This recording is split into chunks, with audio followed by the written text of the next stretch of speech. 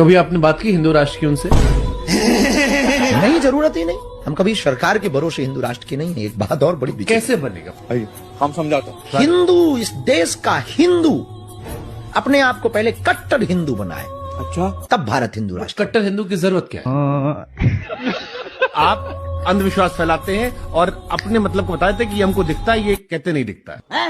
एक पत्रकार का भी आपने पर्चा खोल दिया था, बेचारा बड़ा गाली खाया बाद में। देखिए, परंपरा हमारी आप पर भी आरोप लगा कि उसके फेसबुक से आपने पढ़ लिया था। धंधा बंद करवाएगा क्या? फिर आपने स्टेटमेंट एक दे दिया था कि जो कुंभ नहीं आएगा वो देशद्रोही है। वो देशद्रोही नहीं नहीं, पापी नहीं, हमने देशद्रोही कहा था। आपने जब ये कह दिया कि जो नहीं आएगा वो देशद्रोही है, तब लोग कह रहे हैं कि मान लीजिए कोई जैसे कोई आदमी सियाचिन में नौकरी कर रहा हो या बॉर्डर पे हो, या मेरे सब पत्रकार जो दिल्ली इलेक्शन कवर कर रहा था, अब आपने हम लोग को देशद्रोही बना दिया। क्या बोलूं मैं इस पे?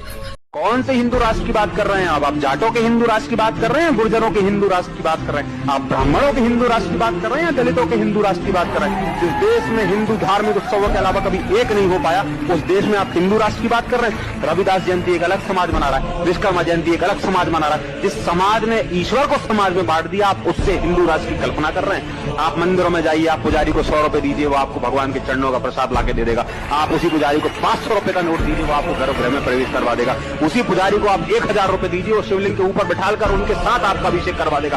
इन कुरीतियों के साथ आप हिंदू राष्ट्र की कल्पना कर रहे हैं।